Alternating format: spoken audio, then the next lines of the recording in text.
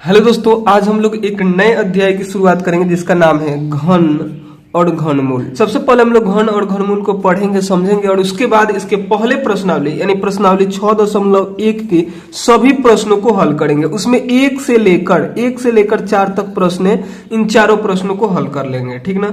देखिए, इसके पीछे वाले अध्याय में आपने पढ़ा था वर्ग और वर्गमूल। वो वाला अध्याय और ये वाला अध्याय लगभग सेम ही है। उसमें हम लोगों ने वर्ग और वर्गमूल में हम लोगों ने क्या पढ़ा था कि उसी संख्या को उसी संख्या से गुना करना क्या कहलाता है, वर्ग कहलाता है।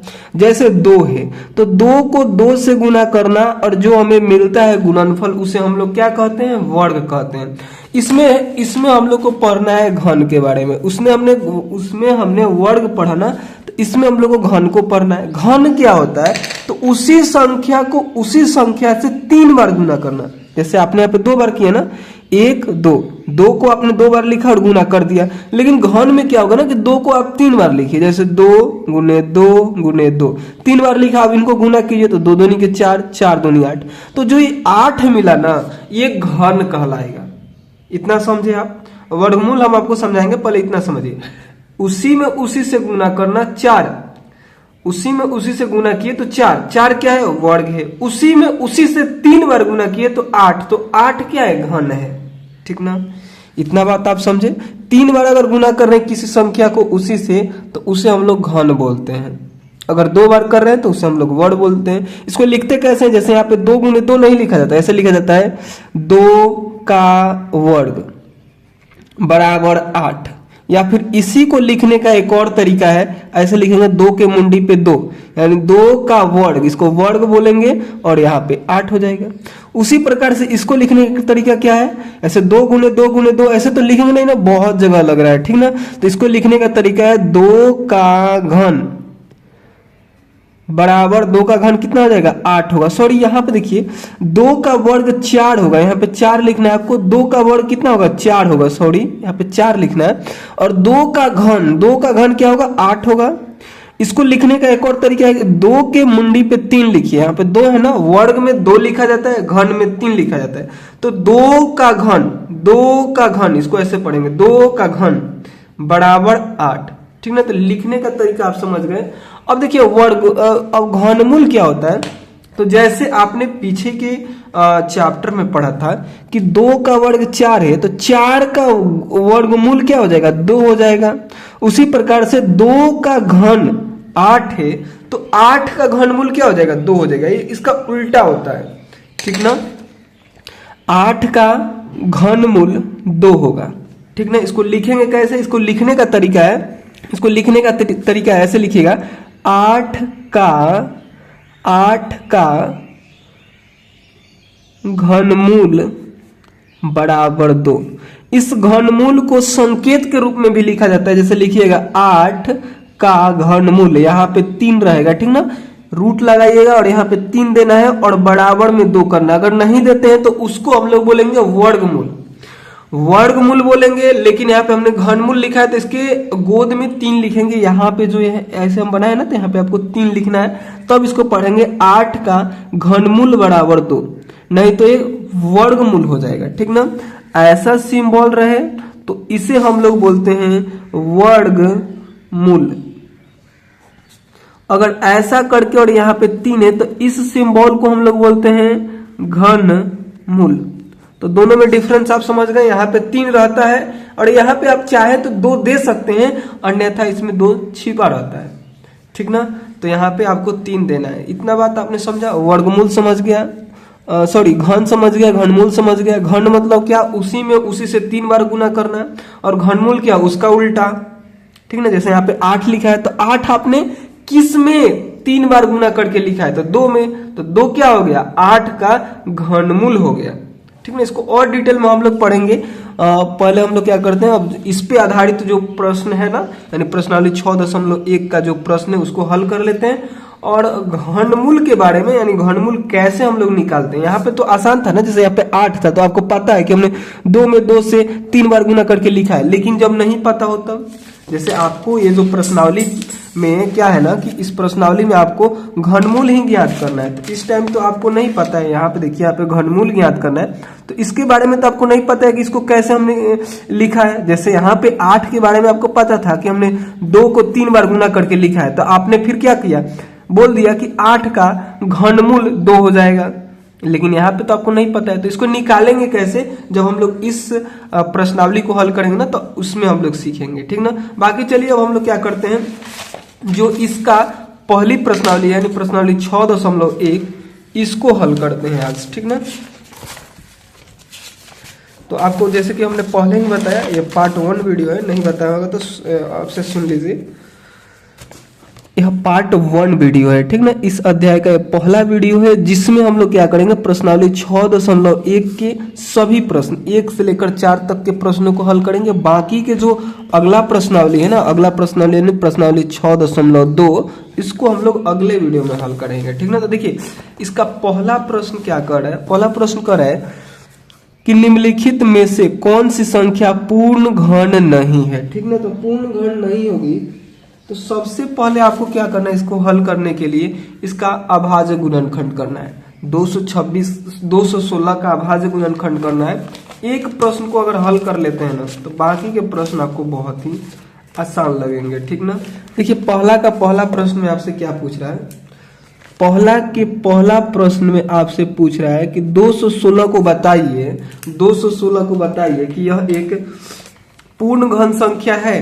पूर्ण घन कहने का मतलब कि किसी संख्या में उसी से 3 बार गुना करके इसको लिखा गया है। 128 को उसी किसी संख्या में उसी से 3 बार गुना करके लिखा गया है, ये आपको बताना है। वैसे ही इसके बारे में, वैसे ही इसके बारे में, वैसे ही इसके बारे में कि क्या इन सभी संख्याओं को किसी संख्या से 3 बार गुना करके लिखा गया है। जैसे अगर यहाँ पे 8 दे दे, पूछे बताइए पूर्ण घन है, तो आप कैसे बताइएगा, क्योंकि इसको हमने 2 में 2 से 3 बार गुना करके लिखा है, तो ये क्या हो जाएगा, ये पूर्ण घन हो जाएगा। उसी प्रकार से इसके बारे में बताना है, इसके बारे में बताना है, इसके बारे में बताना है। चलिए हम लोग क्या करते हैं, वैसे ही इसको जांच करते हैं। तो उसको जांच करने के लिए सबसे पहले इसका अभाज्य गुणनखंड करना होगा। तो यहाँ पे लिखिएगा 216 और इसका अभाज्य गुणनखंड कीजिए। तो यहाँ पे लिखिए 216, अभाज्य गुणनखंड करने आता है ना, अभाज्य संख्याओं से इसमें भाग लगाना है, जैसे 2, 3, 5, 7, 11 सब क्या है अभाज्य संख्या, इसी से भाग लगाना है। तो सबसे पहले 2 से लगाएंगे, तो 2 से इसको कटाइएगा ना, तो यहाँ पे कितना आ जाएगा, तो 2 एकम 2, 8 दूनी 16, सॉरी 2 एकम 2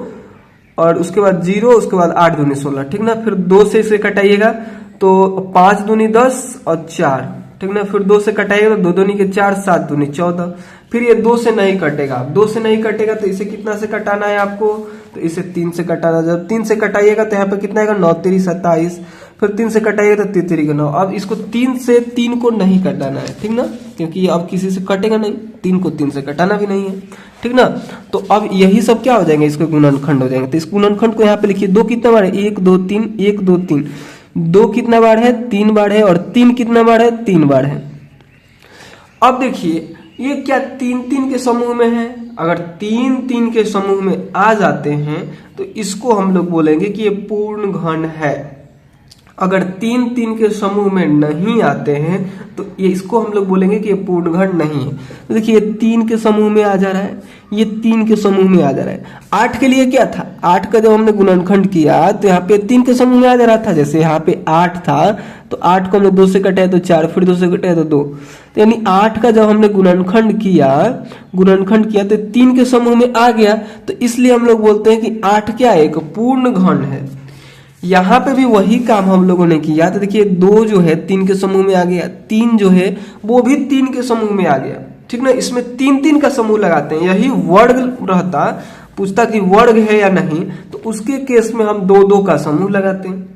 लेकिन इसमें आपसे क्या पूछा है, घन है या नहीं, तो इसमें 3 3 का समूह लगाएंगे। अगर 3 3 का लग जाए, 3 3 का समूह बन जाए तो हम लोग बोलेंगे यह क्या है, यह पूर्ण घन संख्या है। अगर नहीं बने तो बोलेंगे नहीं है। तो यहाँ पे लिखिएगा, इसके आगे लिख दीजिएगा कि यहाँ 216 के अभाज्य गुणनखंड में, अभाज्य गुणनखंड में सभी गुणनखंड, सभी गुणनखंड तीन तीन के समूह में, तीन तीन के समूह में है। यहाँ पे देखिए सभी तीन तीन के समूह में, कोई खाली नहीं है। ऐसा तो आपको नहीं दिख रहा है ना कि कोई इधर 5 है या फिर कोई 3 बच गया है। सब क्या है, तीन तीन के समूह में आ गए हैं। तो उसी को हमने यहाँ पे लिखा है और उसके बाद लिख दीजिएगा कि अतः 216 क्या है, 216 पूर्ण घन है। ये पूर्ण घन है क्योंकि तीन तीन के समूह में आ गया। लेकिन प्रश्न में पूछ रहा है कि निम्नलिखित में से कौन सी संख्या पूर्ण घन नहीं है। तो ये वाला तो पूर्ण घन हो गया। चलिए इसका जांच करते हैं, ये पूर्ण घन है या नहीं। तो फिर से आपको जांच करने के लिए क्या करना होगा, वही प्रोसेस करना होगा। यहाँ पे दूसरे प्रश्न को लिखिए, 128 को लिखिए और 128 का आप क्या कीजिए, अभाज्य गुणनखंड कीजिए, ठीक ना। सबसे पहले इसे 2 से कटाइए। तो 2 से कटाइएगा तो 64 आएगा, फिर 2 से कटाइएगा तो 32 आएगा, फिर 2 से कटाइएगा तो 16 आएगा, फिर 2 से कटाइएगा तो 8 आएगा, ठीक ना। उसके बाद फिर 2 से कटाइएगा तो 4 आएगा, फिर 2 से कटाइएगा तो 2 आएगा। तो इस गुणनखंड को यहाँ पे लिखिए। आपने 128 का गुणनखंड किया, क्या क्या मिला, 1 2 3 4 5 6 7 बार आपको 2 मिला। लिखिए इसको, 3 3 6 1 7 बार मिल गया। अब आपको क्या करना है कि 3 3 के समूह में इसको लाना है, ठीक ना। 3 के समूह में ये आ गया, 3 के समूह में ये आ गया, लेकिन ये बच जा रहा है। अगर ये 2 इसमें नहीं रहता, इसके गुणनखंड में अगर 2 नहीं रहता या फिर 2 और रहता, यहाँ पे 1 और 2 फिर 1 और 2, तो ये 3 के समूह में आ जाता। तो इसे हम लोग बोलते कि ये पूर्ण घन है। लेकिन ऐसा यहाँ पे नहीं हो रहा है, ये 2 बच जा रहा है अकेला। तो यहाँ पे इसके बाद यहाँ पे लिखिएगा, यहाँ पे क्या लिखिएगा कि यहाँ जो 128 है ना, उसके अभाज्य गुणनखंड में, यहाँ 128 के अभाज्य गुणनखंड में, अभाज्य गुणनखंड में सभी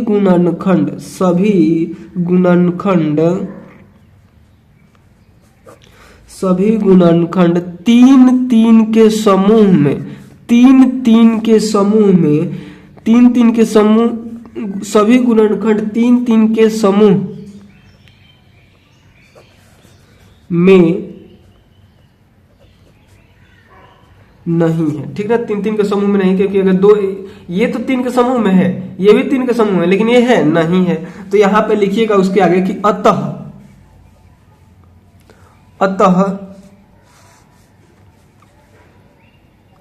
128 पूर्ण घन नहीं है, ठीक ना, नहीं है। तो इसका आंसर एक ये हो जाएगा, ठीक ना। जो आपसे प्रश्न में पूछ रहा था, आपसे यही पूछ रहा था कि कौन सी संख्या पूर्ण घन नहीं है। तो ये वाली जो संख्या है ना, ये पूर्ण घन नहीं है। तो इसका आंसर ये हो जाएगा, ये वाला नहीं होगा क्योंकि ये पूर्ण घन है। अब पूछ रहा है नहीं, तो नहीं ये वाला हो गया। उसके बाद इसका जांच करते हैं, देखिए ये है या फिर नहीं। तो यहाँ पे लिखेंगे 1000, ठीक ना। और प्रोसेस सेम ही करेंगे आप लोग। इसको एक बार करके देखिए, तो आप लोग वीडियो को पॉज कीजिए और इसको अभी हल कीजिए जैसे हमने इसको हल किया, और उसके बाद फिर हमसे मैच कराइएगा, ठीक ना। तो क्या करना है, सबसे पहले आपको इसका अभाज्य गुणनखंड करना है, ठीक ना। तो यहाँ पे लिखेंगे 1000, ठीक है, और 2 से इसको कटाएंगे, ठीक ना। 2 से इसको कटाएंगे, तो 2 से कटेगा तो यहाँ पे 500, फिर 2 से कटेगा तो 250 आएगा, फिर 2 से काटिएगा तो 125 आएगा। इसके बाद ये क्या होगा कि 2 से कटेगा नहीं, 2 से नहीं कटेगा तो 3 से कटाइए, 3 से नहीं कटे तो 5 से कटाइए, तो 5 से इसको कटाइएगा तो यहाँ पे 25 आएगा, ठीक ना। फिर 5 से कटेगा तो 5 5 25 हो जाएगा। उसके बाद 5 को 5 से नहीं कटाना है, और 5 किसी और संख्या से कटेगा नहीं, ठीक ना। तो यहाँ पे लिखिएगा हल, और 1000 का आपने अभाज्य गुणनखंड किया तो क्या किया, आपको मिला 2 कितना बार मिला, 1 2 3 बार 2 मिला, तो 3 बार 2 को लिखिए। 5 कितना बार मिला, 1 2 3 बार मिला, तो 3 बार 5 को भी लिखिए। अब आपको क्या करना है कि इनको 3 3 के समूह में बनाना है। तो देखिए 3 के समूह में आ गया, फिर ये 3 के समूह में आ गया। तो उसी बात को यहाँ पे लिखना है। क्या लिखना है, लिखिएगा कि यहाँ 1000, उसके बाद बता देते हैं क्या लिखिएगा। यहाँ पहले यहाँ पे लिखिएगा कि यहाँ 1000 के अभाज्य गुणनखंड में सभी गुणनखंड 3 3 के समूह में है। क्योंकि देखिए ये 3 के समूह में है, ये 3 के समूह में है, बाकी तो इधर कुछ बचा नहीं है। तो आपको लिखना कि यहाँ 1000 के अभाज्य गुणनखंड में सभी गुणनखंड 3 3 के समूह में है, अतः यहाँ पे लिखिएगा अतः 1000 पूर्ण घन है। यहाँ पे क्या लिखिएगा कि अतः, इसको काट दीजिए, यहाँ पे लिखिएगा कि अतः, काटिए नहीं, इसको आपको यहां से लिख लेना है, उसके नीचे लिखना है कि अतः 1000 पूर्ण घन है, ठीक ना, इतना लिख दीजिएगा, इसका हल हो जाएगा, ठीक ना।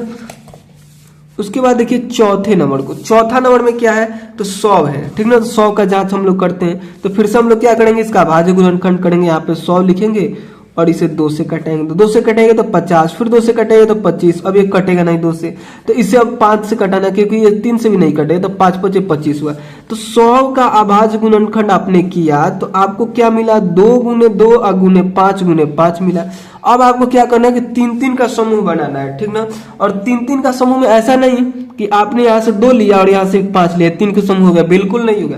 सेम संख्या का 3 समूह, जैसे यहाँ पे 2 है, यहाँ पे 2 है, एक और 2 रहता तब जाके उसको एक समूह में रखते, लेकिन यहाँ पे क्या पड़ रहा है, 2 की एक कमी पड़ रही है, यहाँ पे क्या पड़ रहा है, एक 5 की कमी पड़ रही है, यानी इसमें सभी संख्या 3 3 के समूह में नहीं है। तो उस बात को यहाँ पे लिखेंगे कि यहाँ लिखिएगा, यहाँ 100 के अभाज्य गुणनखंड में, 100 के अभाज्य, यहां से लिखिएगा, उसके बाद अभाज्य गुणनखंड में सभी गुणनखंड 3 3 के समूह में नहीं है, और उसके बाद लिखिएगा कि अतः 100 पूर्ण घन नहीं है, ठीक ना। क्या है, पूर्ण घन नहीं है।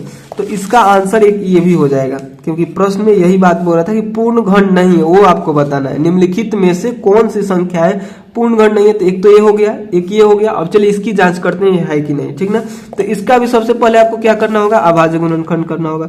पांचवा का में क्या है, पांचवा में है 46,656, ठीक ना, यही ना 46,656। तो इसका अभाज्य गुणनखंड करते हैं, यहाँ पे लिखेंगे 46,656।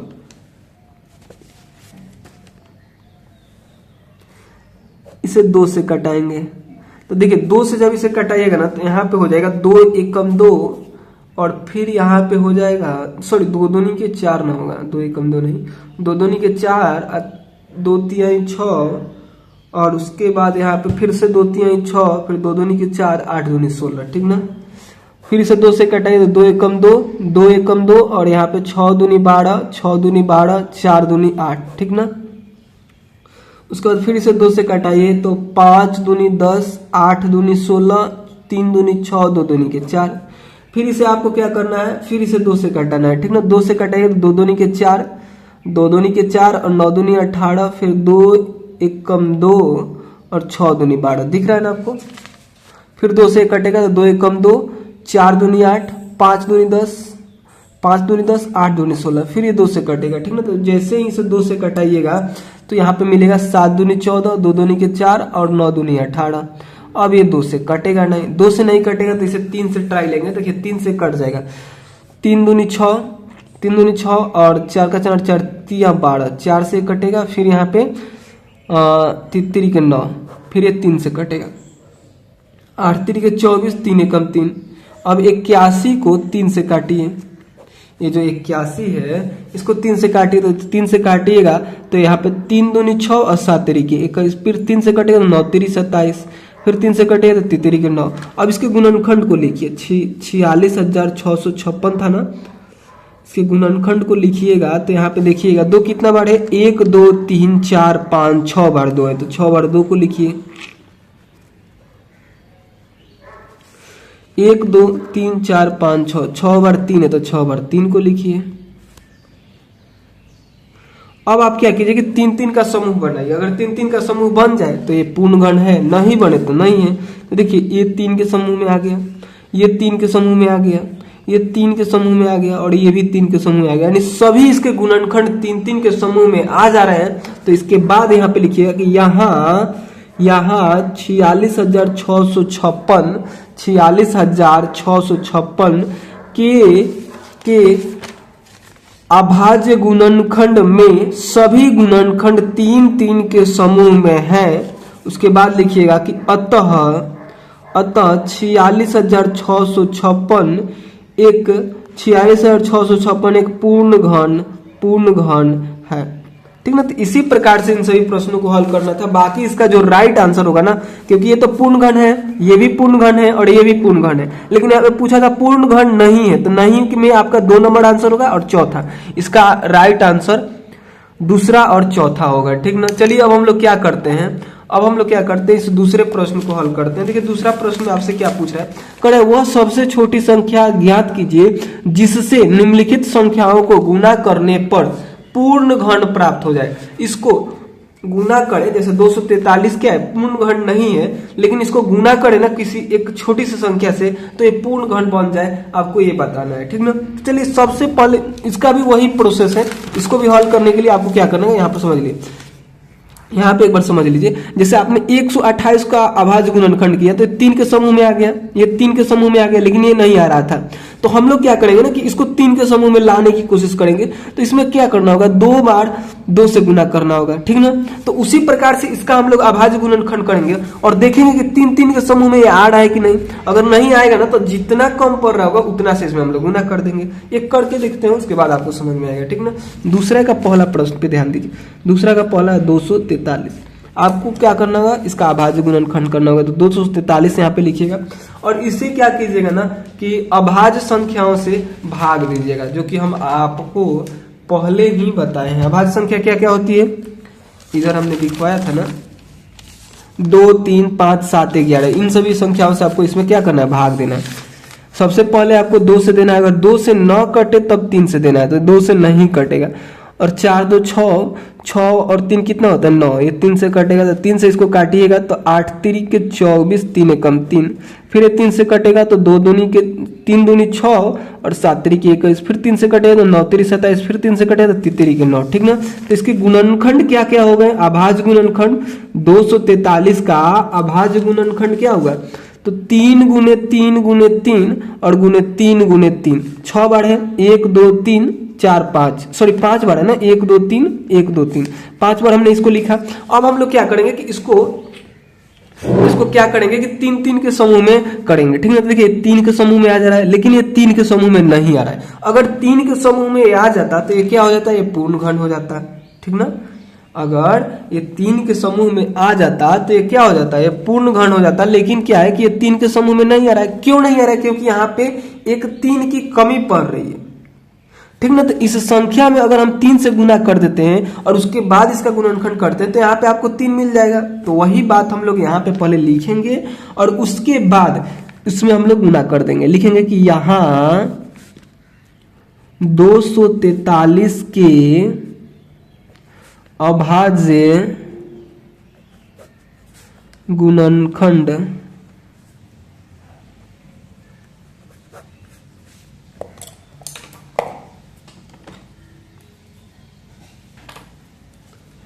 अभाज्य गुणनखंड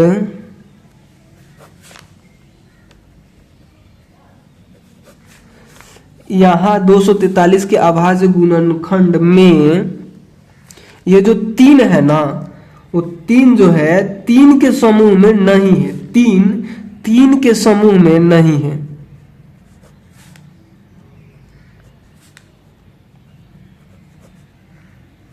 तो ये 3 के समूह में नहीं है, तो इसको अगर हम 3 के समूह में कर देते हैं, इसको करने के लिए क्या करना होगा, 3 से गुना करना होगा।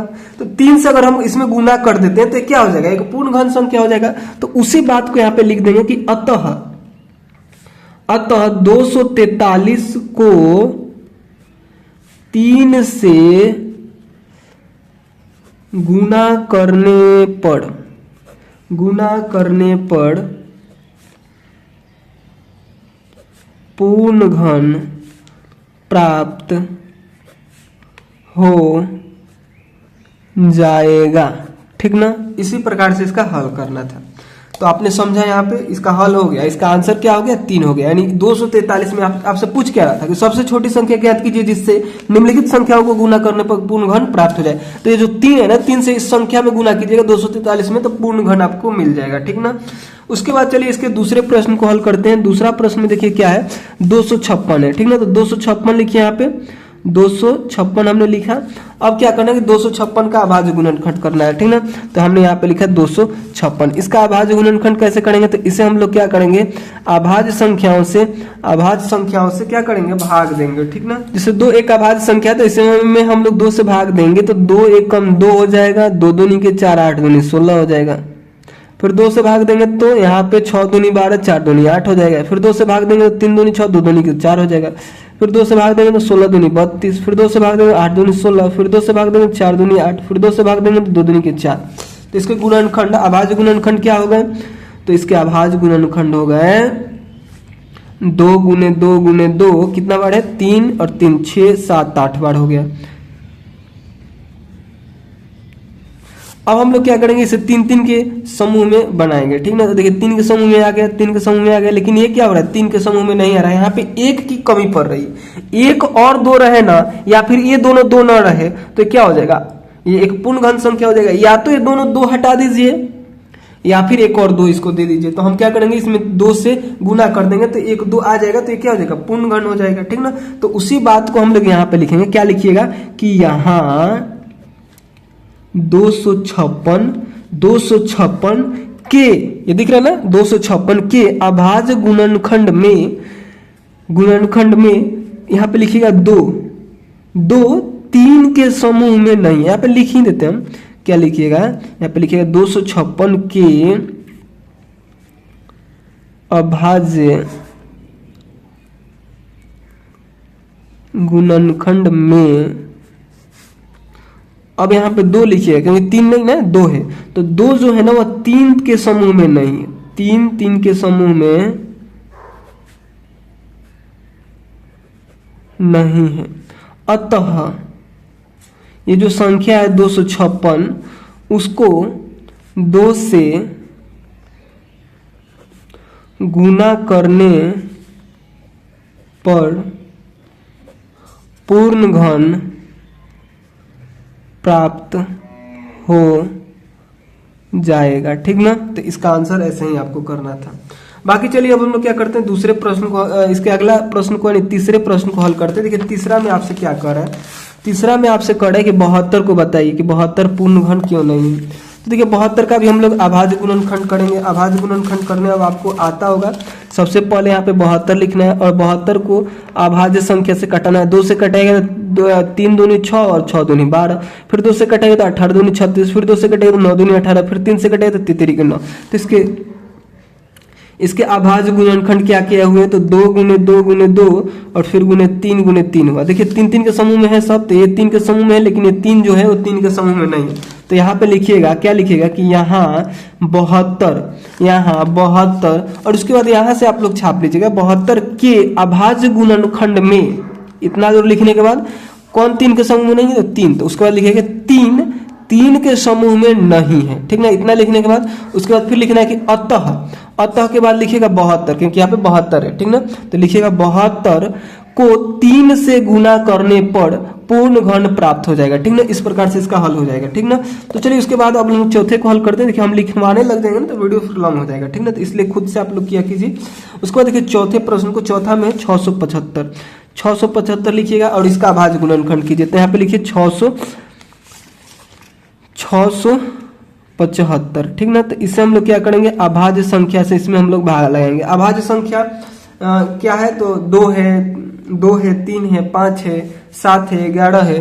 तो सबसे पहले हम लोग इसे 2 से कटेंगे, 2 से नहीं कटेगा तो 3 से कटेंगे, तो 3 से कटेगा तो यहाँ पे 225 आएगा। फिर ये देखिए 5 और 4 9 होता है, फिर 3 से कटेगा तो 3 से कटेगा तो यहाँ पे 75 आएगा, फिर 3 से कटेगा तो 25 आएगा, फिर 5 से कटेगा तो 5 5 25 और 25 को 5 से, देखिए 5 से 25 को कटा है तो 5 है, तो 5 को फिर 5 से नहीं कटाना, यही इसके गुणनखंड हो जाएंगे, ठीक है। तो यहाँ पे लिखिएगा हल क्या क्या हो जाएंगे, तो 675 का गुणनखंड हुआ 3 बार 3 और 2 बार 5, 3 बार 3 और 2 बार 5।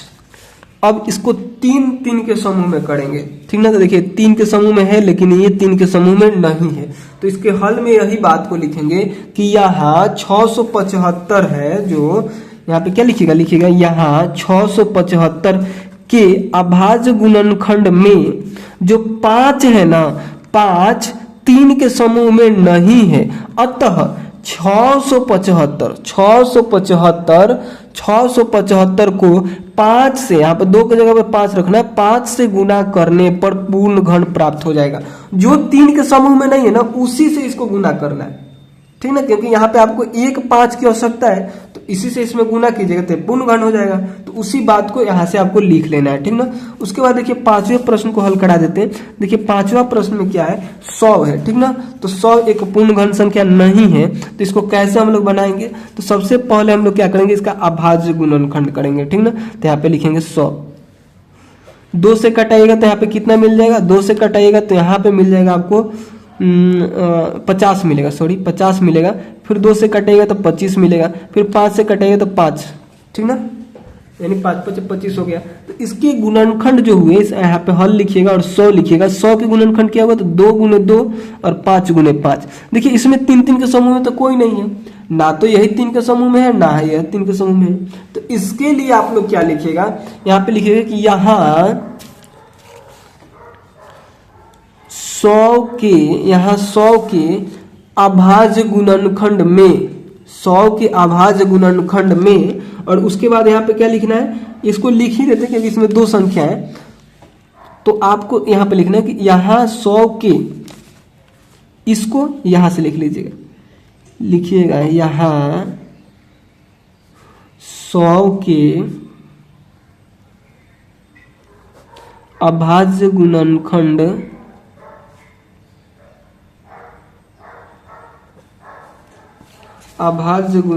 में 5 भी आपको 3 के समूह में नहीं मिला और 2 भी 3 के समूह में नहीं मिला, तो दोनों को लिखिए यहाँ पे कि गुणनखंड में 2 और 5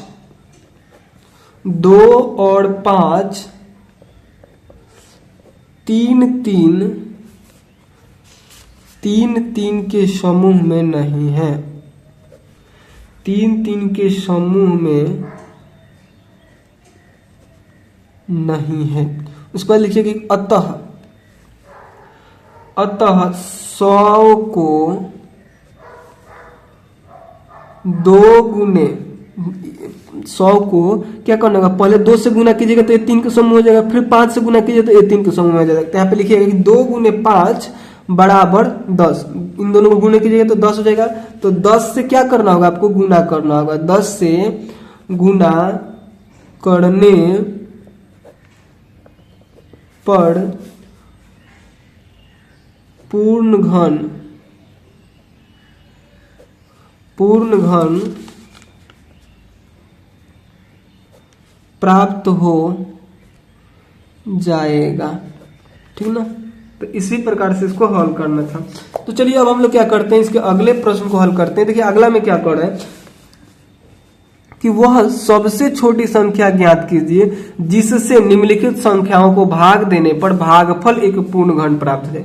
देखिए तीनों प्रश्न में आपको अभाज्य गुणनखंड करना था, इसमें भी अभाज्य गुणनखंड करना है, ठीक ना। तो चलिए हम लोग क्या करते हैं, अभाज्य गुणनखंड करते हैं, उसके बाद ही इसका हल हो पाएगा, ठीक ना, अन्यथा आप नहीं कर पाएंगे। क्योंकि अब आप लोगों को क्या करना होगा ना कि इसका अभाज्य गुणनखंड करेंगे और अभाज्य गुणनखंड में देखेंगे कि सब 3 3 के समूह में नहीं आएगा, कुछ ना कुछ ऐसी संख्या होगी जो 3 के समूह में नहीं होगी, तो उसको हम लोग हटाने की कोशिश करेंगे, हटाने के लिए भाग देंगे और भाग देंगे वही इसका आंसर हो जाएगा, ठीक ना। तो देखिए कैसे हम लोग करेंगे, यहाँ पे देखिए तीसरा का जो पहला है उस पे देखिए 81 का आपको क्या करना है, अभाज्य गुणनखंड करना है। तो 81 लिखिए और ये 2 से कटेगा नहीं तो 3 से कटाइए, 3 दूनी कितना हो जाता है, 3 दूनी 6 होगा, 3 दूनी 6 होगा और उसके बाद 7 तिरिकी 21 हो जाएगा, फिर ये 3 से कटेगा तो यहाँ पे हो जाएगा 9 तिरी 27, फिर 3 से कटेगा 3 तिरिकी 9 हो गया, ठीक ना। तो इसके अभाज्य गुणनखंड में आपको क्या क्या मिले, देखिए यहाँ पे ध्यान दीजिए, इसके अभाज्य गुणनखंड में 81 के अभाज्य गुणनखंड में 3 गुने 3 गुने 3 गुने 3 मिला। देखिए 3 के समूह में लेकिन ये नहीं है, तो इसको आप लोग क्या कीजिए ना, 3 को समूह में बनाने की कोशिश कीजिए। तो बनाने के लिए आपको क्या करना होगा, बनाने के लिए आपको 2 और 3 से गुना कीजिएगा तो 3 के समूह में हो जाएगा। लेकिन इसको ये दो तीन लाने के लिए आपको क्या करना होगा कि इसमें गुना करना होगा, लेकिन यहाँ पे गुना करने की बात नहीं कर रहा है, कर रहा है कि भाग देने पर भागफल एक पूर्ण घन प्राप्त हो जाए।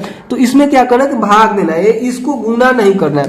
तो गुना नहीं करना है यानी आपको भाग देना है। तो आप क्या कीजिए कि 3 से इसमें भाग दीजिए। जैसे ही आप 3 से भाग दीजिएगा तो 3 खत्म हो जाएगा, तो 3 खत्म हो गया तो 3 के समूह में आ गया। और घन का नियम क्या होता है कि 3-3 के समूह में होने चाहिए। अगर 3-3 के समूह में है उसके गुणनखंड तो वो घन है, वो पूर्ण घन है। लेकिन 3-3 के समूह में नहीं है तो वो पूर्ण घन नहीं है। तो इस 3 को हम लोग हटा देंगे, हटाने के लिए इसमें भाग दे देंगे। ठीक ना, बात को आपको समझ में आ रहा है। आप क्या कीजिए 81 में 3 से भाग दीजिएगा ना, और जो आएगा उसका गुणनखंड कीजिएगा ना, उसका गुणनखंड कीजिएगा ना, तो आपको क्या मिलेगा, वो पूर्ण घन संख्या मिलेगा, यानी 3 के समूह में वो आपको मिल जाएगा। तो हम लोग क्या करेंगे, इसमें 3 से भाग देंगे। ठीक ना, तो वही बात को यहाँ पे लिखेंगे। लिखने का तरीका अलग है, आपने समझ लिया। लिखने के लिए आपको क्या लिखना है, आपको ये बात को लिखना है कि यहाँ पे जो संख्या 81 है ना, वो 3-3 के समूह में उसके गुणनखंड 3-3 के समूह में नहीं आ रहे हैं। तो सबसे पहले हम लोग को क्या करना होगा, उनको 3-3 के समूह में करना होगा। ठीक ना, तो 3-3 के समूह में करने के लिए आप क्या कीजिएगा, तो इसमें 3 से भाग दे दीजिएगा। ठीक ना, तो लिखिएगा, यहाँ पे लिखिएगा, कैसे लिखिएगा, यहाँ 81, यहाँ 81 के अभाज्य गुणनखंड में, अभाज्य गुणनखंड में जो 3 है ना, वो 3 के समूह में, 3 जो है 3 के समूह में नहीं है।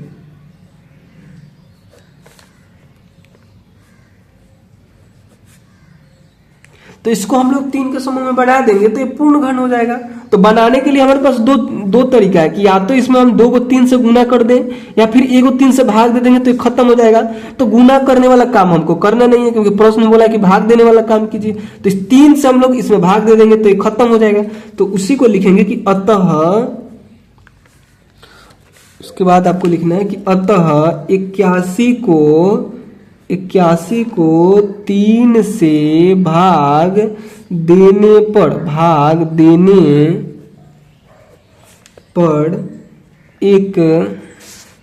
एक पूर्ण घन प्राप्त हो जाएगा। ठीक ना, तो इस प्रकार से आपने इसको हल कर लिया।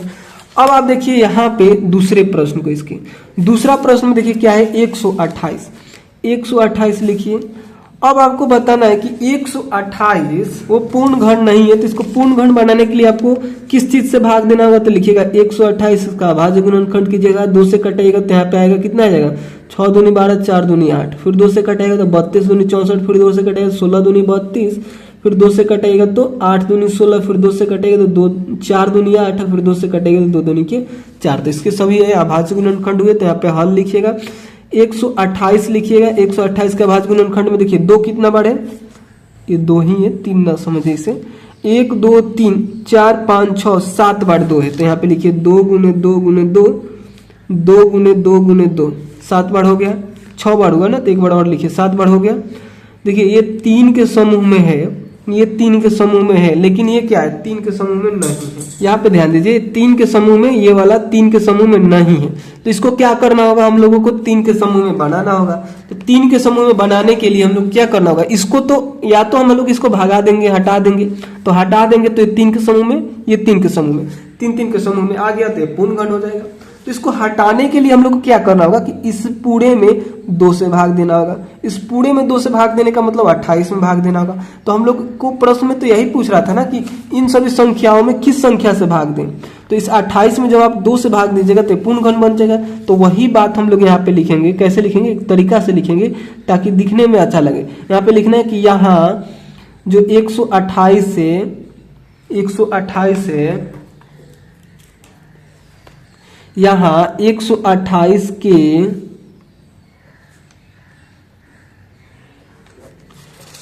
अभाज्य गुणनखंड में, अभाज्य गुणनखंड में। आप लोग इसको यहाँ से छाप सकते हैं। देखिए हम बता दे रहे हैं क्योंकि देखिए वीडियो लॉन्ग होगा अगर हम लिखवाने लग जाए।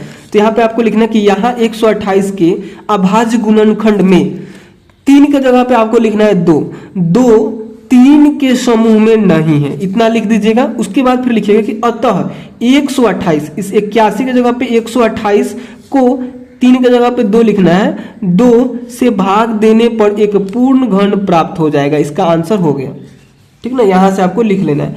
बाकी चलिए अब हम लोग क्या करते हैं, तीसरे प्रश्न के लिए देखिए यहाँ पे क्या करना होगा।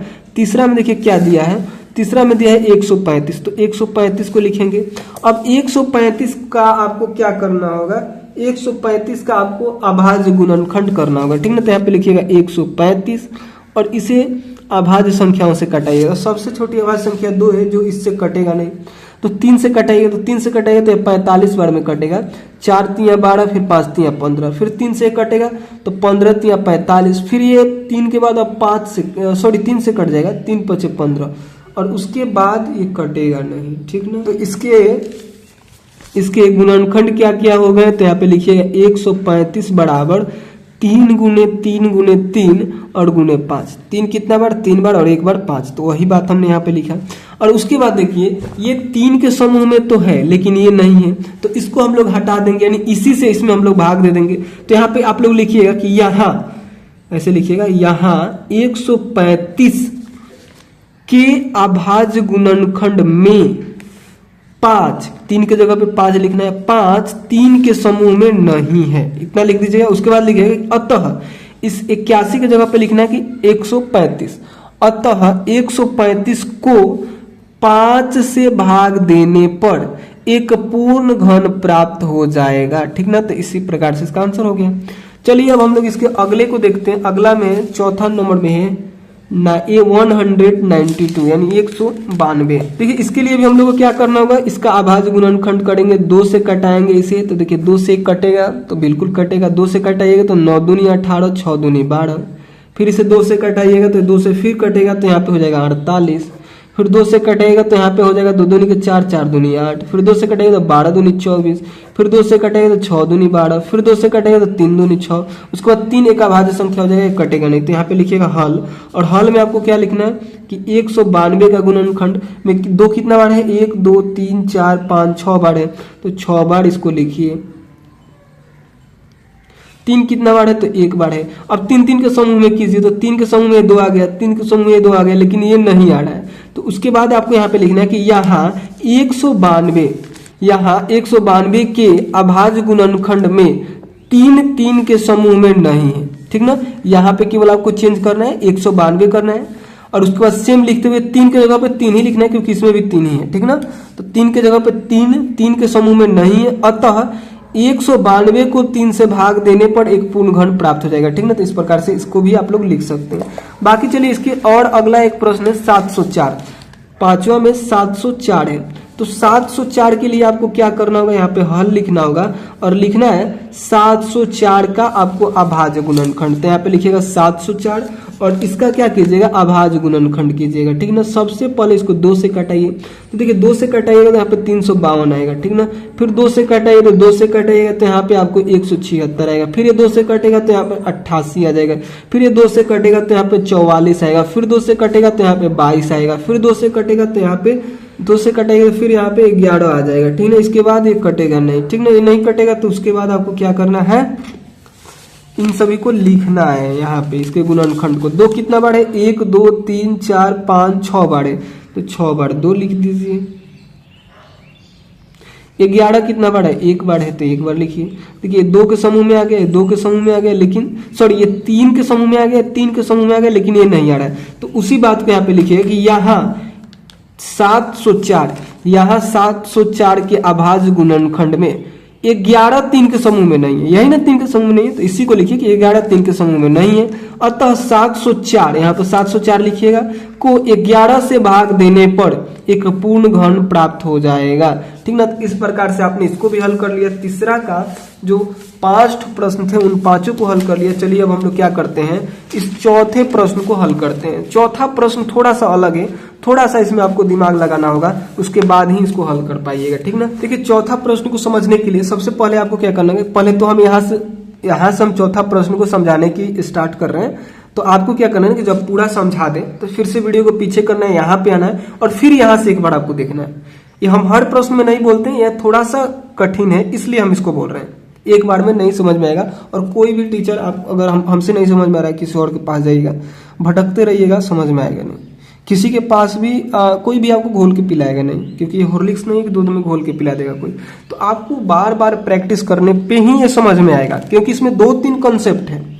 पहले तो यहाँ पे घन की बात हो रही है, देखिए यहाँ पे घन की बात हो रही है, फिर घनाभ की बात हो रही है, फिर घन की बात हो रही है। तो पहले इन दोनों को समझना होगा, फिर इनके नियम को समझना होगा, उसके बाद इसको हल कीजिएगा। तो थोड़ा सा इसमें लेंदी प्रोसेस हो जाता है, तो कठिन तो लगता है भाई साहब। तो आपको हम जो बोले ना कि एक बार पीछे वीडियो करके देखना है जब हम पूरा समझा दे, ठीक ना। देखिए प्रश्न को समझिए। कर परीक्षित एक लड़का का नाम है जो प्लास्टिन का एक घनाभ बनाता है। घनाभ क्या होता है? तो एक ऐसा 3D फिगर होता है, ऐसा 3D फिगर होता है जिसमें लंबाई, चौड़ाई और ऊंचाई होता है, ठीक ना। लंबाई, चौड़ाई और ऊंचाई, ठीक है। लंबाई, चौड़ाई और ऊंचाई, इसलिए इसे हम लोग 3D फिगर बोलते हैं। जिसमें 3 विमाएं हो ना उसे 3D फिगर बोलते हैं। जैसे आप ईंट देखते हैं तो ईंट में क्या होता है? ईंट कुछ लंबा होता है, कुछ चौड़ा होता है और कुछ ऊंचा भी होता है। तो 3D फिगर हुआ, वो एकदम घनाभ की तरह होता है, ठीक ना। इसी प्रकार से घन भी एक 3D फिगर है जिसमें लंबाई, चौड़ाई, ऊंचाई सब समान होता है।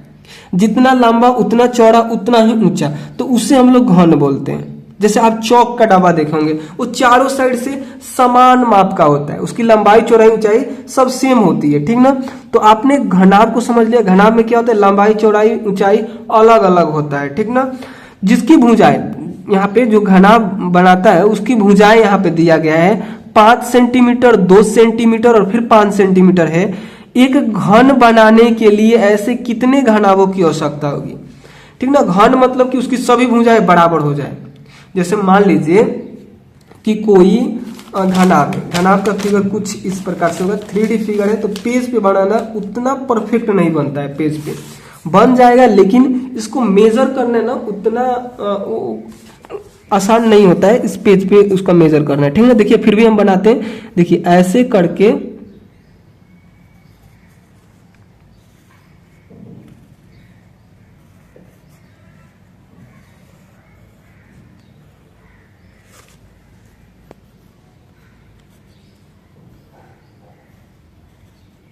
ये क्या है? घनाभ है। ऐसे ही घन बनता है। घन क्या होता है? तो घन में जो ये वाली दूरी है सब सेम दिखेगी। जैसे ये आपको बहुत लंबा दिख रहा है, आपको छोटा दिख रहा है, लेकिन यही अगर घन रहेगा ना, घन, तो उसमें क्या हो जाएगा ना, उसमें सभी माप जो होगा वो समान ही होगा, ठीक ना। जैसे हम उसका भी फिगर यहाँ पे बना देते हैं।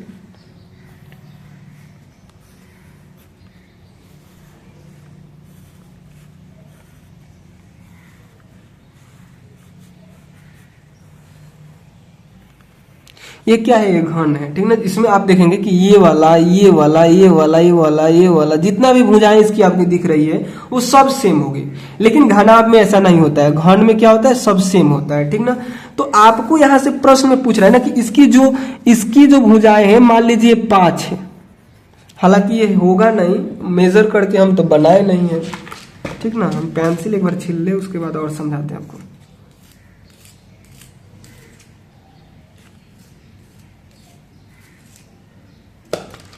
एक बार के लिए मान लीजिए कि 5 सेंटीमीटर है, ठीक ना। और ये वाला भी मान लीजिए 5 है। इसको और ढंग से बनाते हैं हम, उसके बाद और क्लियर आपको समझ में आएगा।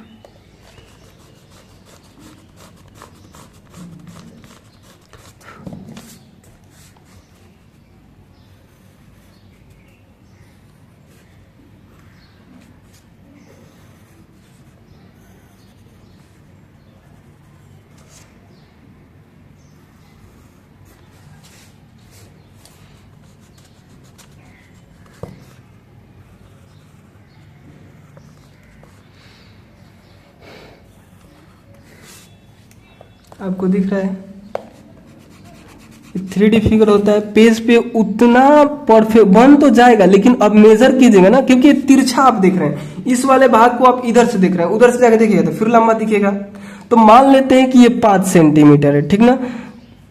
इसकी जो ये चौड़ाई है मान लीजिए 5 है, ठीक ना। और इसकी लंबाई भी मान लीजिए ये भी 5 है, और इसकी ऊंचाई मान लीजिए 2 सेंटीमीटर। तो ऐसा ऐसा घनाभ से एक बड़ा सा घन बनाने के लिए आपको कितनी घनाभ की आवश्यकता होगी जिसकी सभी भुजाएं बराबर हो जाए। जैसे यहाँ पे आपको ये 2 दिख रहा है ना, तो ये भी इसी के बराबर हो जाए, ठीक ना। चलिए इसको हम लोग यहाँ पे हल करते हैं तो आपको समझ में आएगा। देखिए आपको क्या करना होगा, सबसे पहले इसके हल में लिखना होगा, क्या लिखना होगा, इसके हल में लिखिएगा कि घनाभ का आयतन बराबर, सबसे पहले इसका आयतन निकालिए। चौथे के हल में आप लिखिए घनाभ का आयतन बराबर, घनाभ का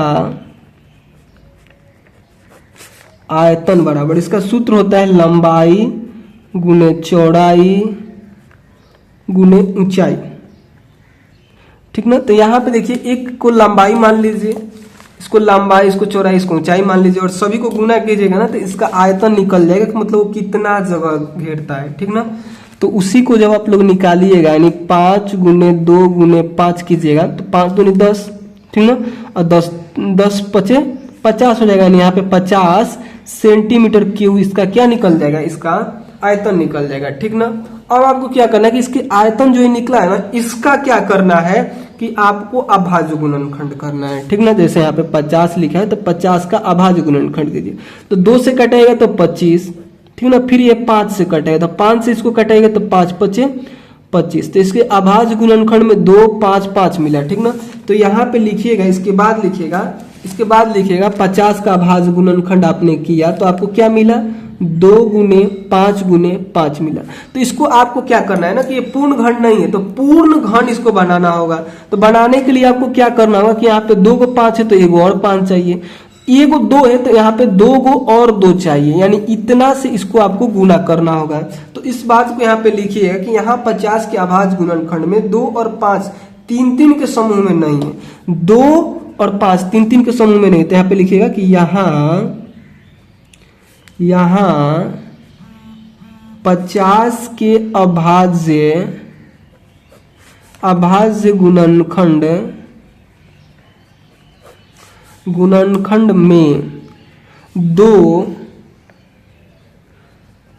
2 और 5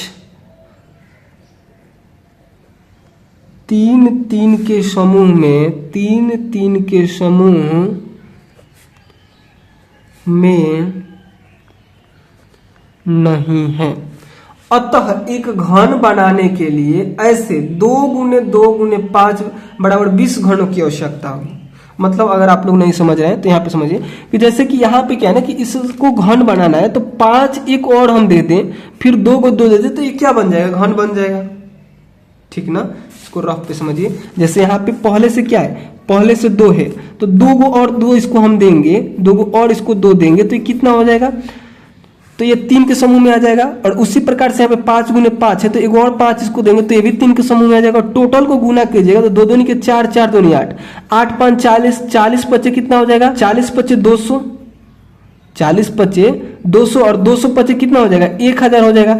यानी इन सभी को गुना कीजिएगा तो आपको 1000 मिलेगा और 1000 किसी न किसी का क्या है, ये घन है। यानी 10 गुने 10 कीजिएगा तो 1000 मिलेगा।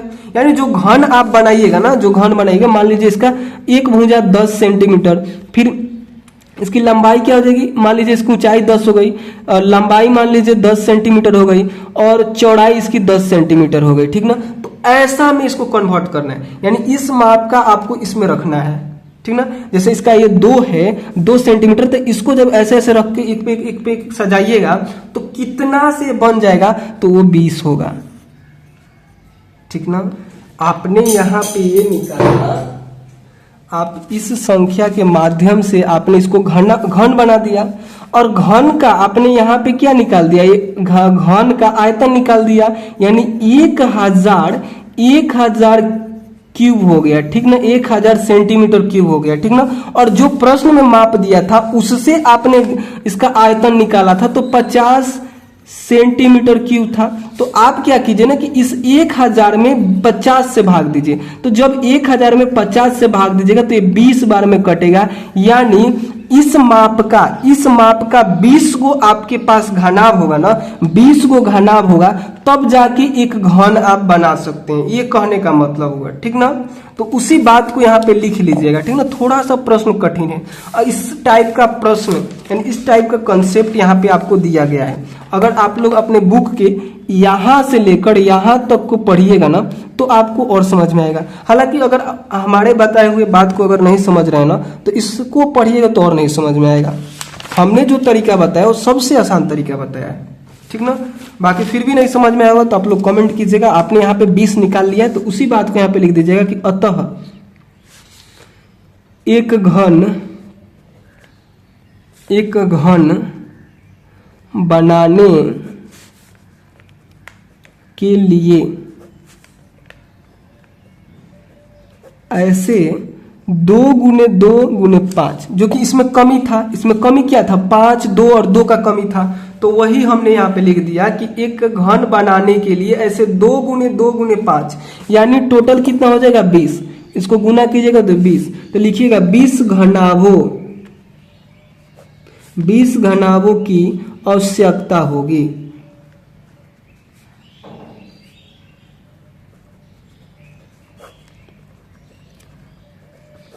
ठीक ना। तो आपको इस प्रश्न को ऐसे ही करना था। हम अपने तरफ से पूरा एफर्ट लगाएं कि आपको समझ में आ जाए। फिर भी अगर आपको समझ में नहीं आया होगा तो आप लोग क्या कर सकते हैं, कमेंट कर सकते हैं, फिर से हम आपको बताएंगे। तो चलिए मिलते हैं अगले वीडियो में, जिसमें हम लोग प्रश्नावली 6.2 के सभी प्रश्नों को हल करेंगे। ठीक है, तो चलिए मिलते हैं उसी अगले वीडियो में। तब तक के लिए बाय दोस्तों।